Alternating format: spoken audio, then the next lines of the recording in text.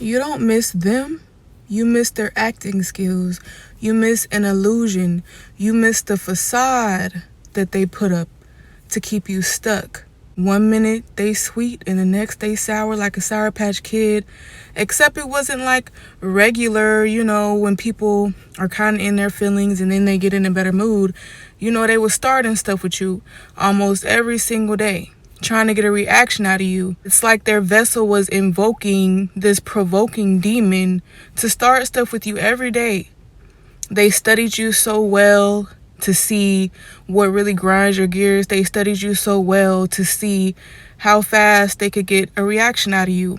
You don't miss them because the real them is manipulative.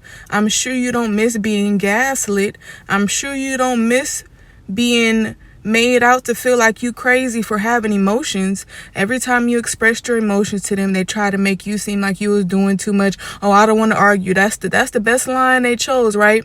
Oh, I don't want to argue. I don't want to argue. And it just made you feel like crap because you're like, I'm just trying to express my emotions to you about how you made me feel when you did this or when you said this. And every time you did that, they try to start an argument with you, or they try to pick up something from the past. They try to bring up stuff from months ago and they trying to get you off topic of what you're actually talking about. They try to confuse you. They play mind games with you. That's who the real person is. You miss an illusion. You miss their potential. You miss what you saw in them that they could possibly be, but they are not that.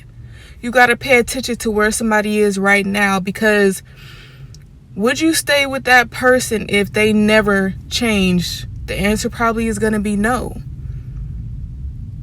I understand we see people's potential, but that will keep you stuck because you're probably fulfilling your potential while you're keeping these people around you who are not even close to where they could be because they don't want to. They don't choose to be. Everybody don't want to heal. Everybody don't want to grow. Everybody don't want to leave their past behind to get the blessings that God has for them. Because in order to move on in life like that, with God and his blessings, you have to die to your old self. You have to die to your old ways. And everybody's not willing to do that. They made you feel like a fool so many times just for expressing your emotions. But guess what? God had your back. God was sending you messages. God was letting you know what was going on. And at some point, you began to just be more quiet. And you began to listen more. And you began to observe. And you was like, something ain't right here. Something ain't right. Y'all good for a day or two. And then next thing you know, they starting something with you. Now they getting all angry and all of this stuff. You thought they changed, but within the next 2 or 3 days, you see that they're not changing. It's just a facade. It's just an illusion they're trying to keep up, to keep you stuck, to keep you around, to use you for whatever benefits they need that made their life better. Yes, they may have invested in you. They may have done stuff for you. They may have cooked for you, picked up after you, all of that. But it's almost like they was able to give you everything except for honesty. They was able to give you everything but true loyalty and honesty and transparency and integrity. You don't miss them, you miss the facade. The real them was manipulative. The real them was gaslighting you. The real them caused you sleep deprivation on purpose. The real them caused you emotional pain and torment on purpose. Because you see, these type of people, they're calculated. They know exactly what they're doing. They plan ahead to hurt you. They plan arguments ahead. Some people cannot stand peace, actually. Some people, it's like they thrive in calamity. They thrive in chaos. They thrive in corruption. The real them was super controlling.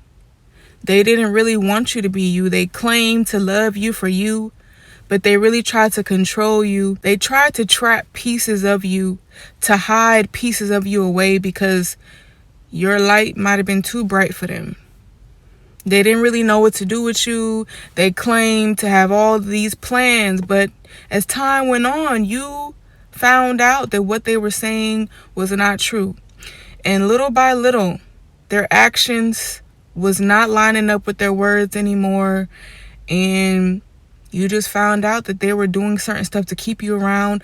They were keeping certain truths from you because they know if you knew certain things, you would not be around. If somebody has to lie and lie and lie some more to keep you, they don't really have the power that they think they have. And if God gave us free will, why are you with someone who is controlling your every move, trying to control your schedule, trying to control when you go to sleep, trying to control when you take a shower, trying to control when it's time for you to eat,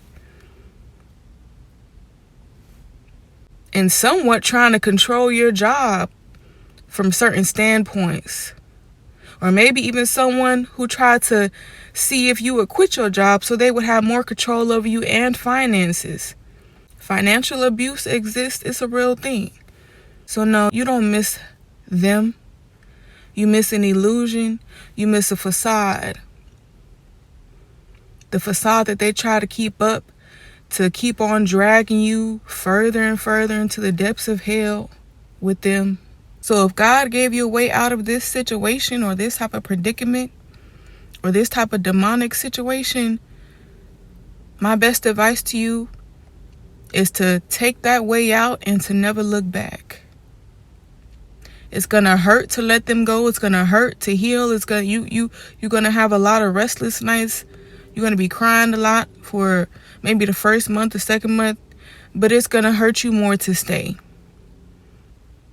And if you have not gotten out yet, I pray that God gives you a way out. And when he gives you that way out, I pray that you see it so clearly that nothing can blind you from it. And I pray that you take that way out and never look back.